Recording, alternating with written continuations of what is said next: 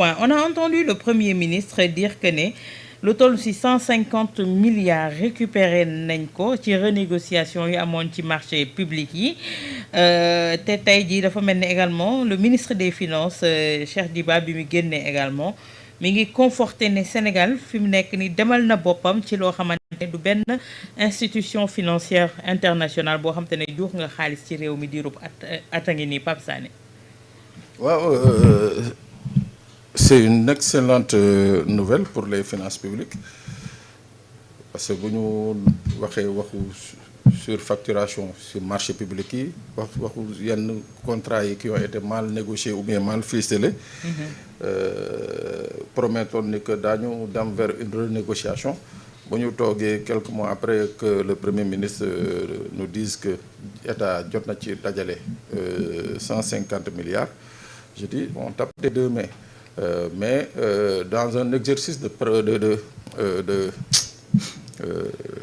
nu ñu koy waxatee encore de bonne gouvernance et de transparence. waaw de transparence man j'aurais préféré qu'au-delà de la communication que ñu wax au moins les contrats sur lesquels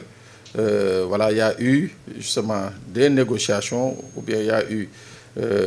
possibilité de faire en sorte que l'État li mu moomoon wala la nga xam ne fayoon nañ ko indûment État récupéré ko moi sur ça à part la li mu def cette annonce qui est formidable pour nos deniers publics pour nos finances publiques damay xaar du gouvernement également qu'on publie la liste de ces entreprises là pour qu'au moins suba dans les pays normés ce genre d'entreprise bu ñuy postuler à des marchés ces genres d'entreprises ñu teg leen de côté parce que tamit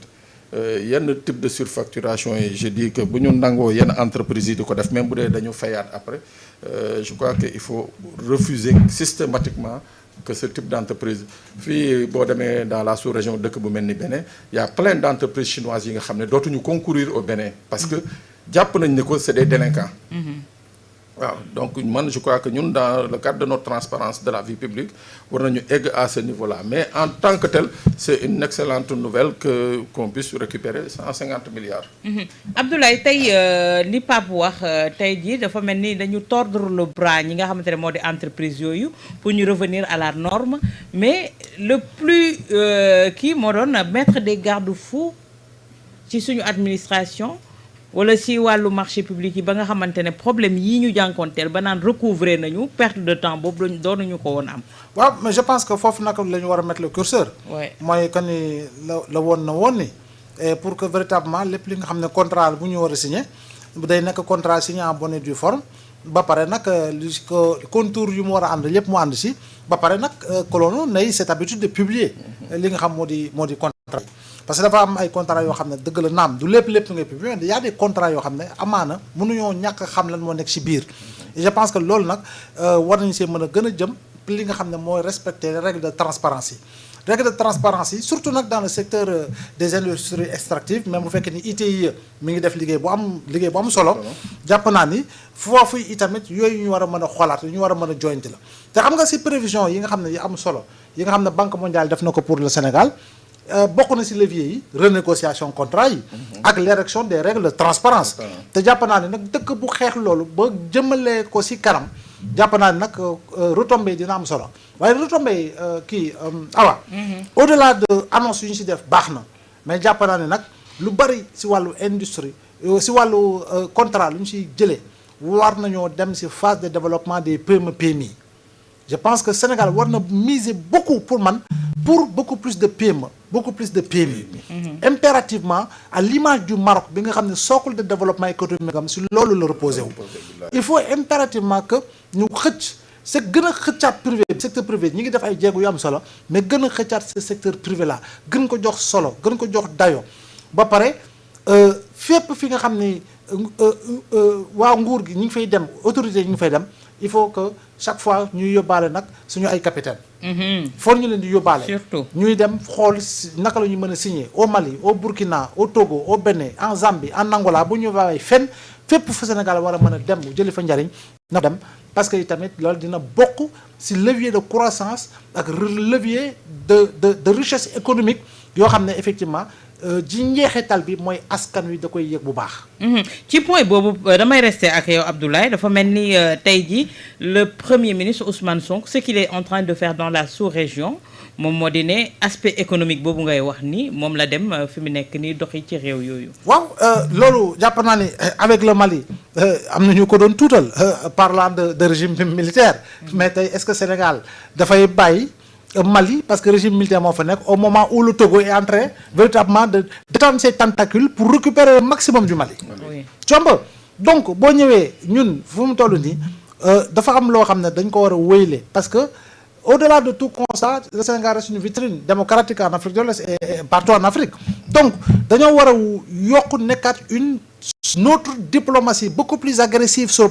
le plan économique pour mën a dem am signer autant d'accords que possible parce que tey pooru kii bi le port Horn bi ñuy tabax fii ni mu koy waxee Ndayane jàpp naa ni mais kooku la ngay soxla ci partenariat particulièrement en Afrique mais jàpp naa ni bari na yaatu na. Ça doit commencer par le Mali. Ça doit commencer par le Mali. donc élément boobu lu am solo la et puis ñu ngi waxtaan ci li nga xam moo di zone de libre échange économique. en Afrique mais Sénégal war na ci am rôle bu am dayo bu mu ci war a jouer par rapport à une agressivité de sa diplomatie économique. Oui. donc fépp fu mu jëm na fa jëm bu waree dem ba fële. chez les Papous xam nga Papou. fële Papouasie waaw Nouvelle-Guinée. dafa dem yaa ngi dégg. bu demee nañ ko poudre mu weex comme ñoom ni ñuy poudre comme ni ñuy def. waaw takkal ko xob yi. voilà lu si am solo xam nga mooy lan. mooy jëlil andil sa réew. loolu kese moo fa nekk tant que maa ngi koy wax Oumar. Trump dem na Allemagne. dama la laaj. demagum na Angleterre. Trump dem na Australie. fan la njëkk. Arabie Saoudite de Qatar. Il est retourné avec des milliards de dollars de contrats. Oui. donc intérêt la dëkk am. kon boog fu intérêt Sénégal am. na fa autorité yi dem jëli ko. Nos plus proches voisins tey jii le premier ministre opté pour dem seeti leen suñu xoolee dëkk yi nga xamante ne tey dem na fa ak collaboration bu ñu mën a am surtout l'aspect économique tey jii Pape. ñu bëri dañ doon wax PM bi génnagul jugagul mais également tey posture bi nga xamante ne amee na ko est en train de faire le tour de nos voisins. C'est une excellente chose en soi damay confirmer li Abdoulaye Mbow wax rek mais gis nga ce qui a fait le charme en fait moi je crois que des fois ñu suñu bopp dañuy fàtte suñuy performance mais ñun Sénégal dama koy fàttali souvent dëkk bu mel ni Gambie Sénégal moo ko tabax. dëkk bu mel ni Gabon Sénégal moo ko tabax dëkk bu mel ni Guinée équatoriale Sénégal moo ko tabax. oui. ak yeneen dëkk boo demee Lomé les plus grands édifices on te dira que c'est un Sénégalais. ainsi de suite Libéria fii wala Sierra Leone donc ñun on a eu cette chance dès le départ. peut-être que léegi qu'est-ce qui n'a pas marché mooy que à un certain moment les responsables de l'exécutif dañu jàppoon ni que. Les capitaines d'industrie les hommes d'affaires seeni noonu nañu soo xoolee président Macky Sall bi muy fiy jógee daanaka dafa déstructurer le capitanat l'industrie au Sénégal c'est-à-dire que bon man dama jàpp ne que peut-être dans sa logique xëy na ñii ñoo ma jàppale woon 2012 bu may falu xëy na bu ma leen fi bàyyee di leen jox ay marché Ablaye Mbow bu bëggee présenté wu dañ koy jàppale donc je crois que loolu bokk na ci li gën a yàq sunu patronat bi.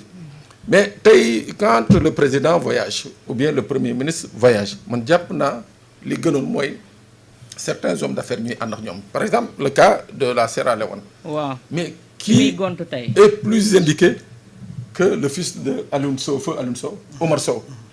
Omar Sow c'est une icône en Sierra Leone c'est-à-dire que ba tey jii Sierra Leone bu ñu soxlaa dara ci wàllu infrastructure même bu dee joxuñu ko seen compagnie bi. mais on va faire appel à eux mu conseiller leen ci donc jàpp naa ni que fu mel ni noonu fu mel ni Guinée écoute soxna Awa la Guinée c'est un chantier aujourd'hui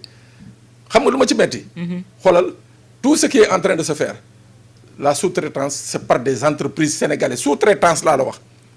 et la Guinée joxuñu leen la part du marché quoi mais tey jii c'est des entreprises étrangères ñoo koy jël sous-traité ko tey comme ni Ablaye wax si on avait décidé de mettre en avant une diplomatie économique agressive c'est-à-dire dem toog ak nit ñi wax ak ñoom mais on est c'est sûr que certain que on a les atouts pour gagner Mali tey jii quoique c'est très difficile xaw ma kan nañ ci doon wax démb barki démb mu ne ma mais effectivement mais ñun d'or effectivement c'est très difficile mais les gens au Mali sont en train de réussir des choses mais dans cette réussite là les gens ont besoin du Sénégal parce que tey y a ce qu'on appelle le corridor Dakar-Bamako. Sénégal mu ngi nii pare na sa partie bi nga xam ne moo jógee Tamba uti Kidira. mais maintenant Mali moo war a jógee Diboli uti Kaay uti Djema uti Bamako mais cette partie mais normalement les entreprises sénégalaises waroon nañ ci mën a postuler gis ci seen bopp mais boo xoolee toog di seetaan c'est des Chinois ñoo fay ñëw jël marché bi moo tax dama jàpp ne que tey pour repositionner le Sénégal et l'entreprise sénégalaise un peu partout en Afrique de l'Ouest nañu fexe ba nga xam ne les dirigeants d'aujourd'hui nañu mën a dooleel le privé dooleel le patronat pas am ce calcul politique ne que waaw kii bu subaa mën na jàppale Awa Diop non ça c'est le patronat c'est normal ils mettent leur bille partout hein mais li am solo mooy que ñoom nañu fexe ba nga xam ne l'expertise sénégalaise ñu koy mën di jaay ci biti muy benn maintenant le plus urgent mooy que li nga xam ne moo fi amoon c'est quasi 10-15 dernières années mooy nga xam ne l'entreprise sénégalaise était morte parce que daawuñu ko jox dara qu'on remette l'entreprise sénégalaise au cœur du jeu économique sénégalais. Mais au-delà de l'aspect économique de ces